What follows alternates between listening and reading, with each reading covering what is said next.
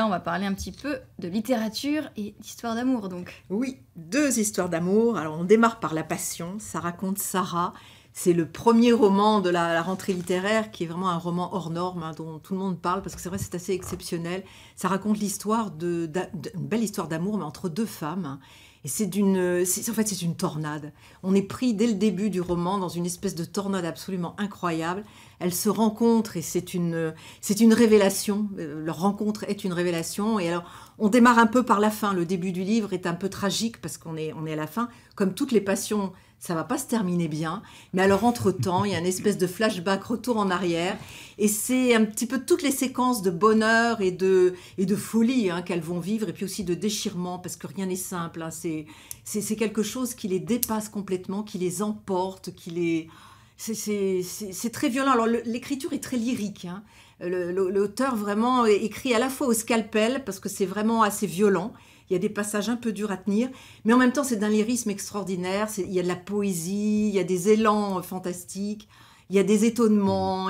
C'est d'une grande, grande, grande beauté. Et vraiment, pour un premier roman, c'est vraiment stupéfiant. Ça se passe où, l'action se passe où? Ça se passe chez nous, aujourd'hui. On ne sait pas où ça se passe. Hein. On est centré vraiment. Il n'y a que 2 personnages, ce sont elles. Elle et elle, c'est un huis clos. Et c'est même pas... C'est un roman, mais c'est plutôt des séquences de vie. Les séquences s'enchaînent comme ça, les unes derrière les autres. Et on découvre ce qui faisait leur relation, ce qu'elles aimaient l'une chez l'autre. Alors, il y a des scènes d'une grande, grande sensualité. C'est pas facile, je trouve, de restituer l'amour entre 2 femmes. Ça peut avoir quelque chose d'un petit peu vulgaire, d'un peu étonnant. Et là, c'est très beau. C'est beau, c'est sensuel. Mais il y a des scènes quand même assez violentes. Hein. C'est pas un roman à l'eau de rose. On est prévenu. Hein, moi, ça m'emballe bien. C'est pas la bibliothèque rose. C'est très beau. En tout cas, c'est un très beau roman. C'est pas la collection Harlequin. Non, pas du tout. Hein. Ça raconte Sarah. C'est Pauline Delabroix-Allard et c'est aux éditions de Minuit. Et c'est un premier roman. Premier roman époustouflant. Voilà. Et puis... Alors, dans quelque chose de beaucoup plus paisible et romantique. Voilà, c'est pour vous, Laurent.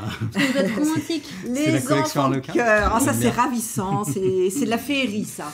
Ça se passe dans les années 20 à Montréal, dans un orphelinat. Un jeune garçon qui s'appelle Pierrot tombe amoureuse d'une jeune fille qui s'appelle Rose. Lui, il va devenir un petit prodige. C'est un pianiste extraordinaire.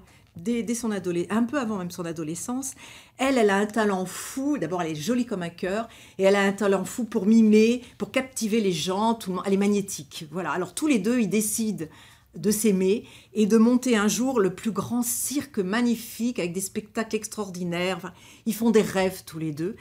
L'adolescence va les séparer. On tombe en plus dans une période, alors ça c'est pour le roman historique, c'est le grand crack, vous savez, 1920, boursier aux États-Unis et aussi au Canada.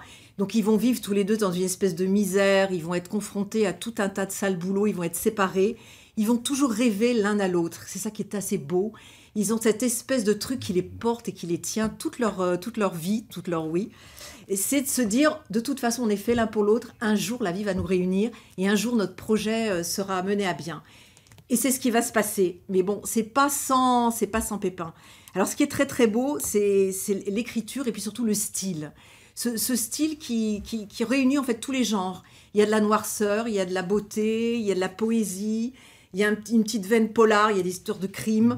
Il y a tous les genres réunis. Il y a des très belles séquences d'amour. Il y a des séquences érotiques qui sont... Encore? Ah ouais, très, très piquantes, très réussies aussi. Je vais prendre celui-là. Mais c'est convaincu. C'est très positif. Ce que je trouve formidable, c'est que ça reste dans le monde merveilleux de l'enfance. Et ça nous conduit, en fait, la conclusion de ce bouquin, c'est de dire qu'il faut vivre émerveillé. Vivons émerveillés. Voilà. D'accord, oui. Lily. C'est très beau. Merci pour ces idées. Ça ferait un beau film. Ces idées de lecture. Très beau film. Vous allez lire lequel? Vous voulez les enfants de cœur? Plutôt les enfants de cœur. Et puis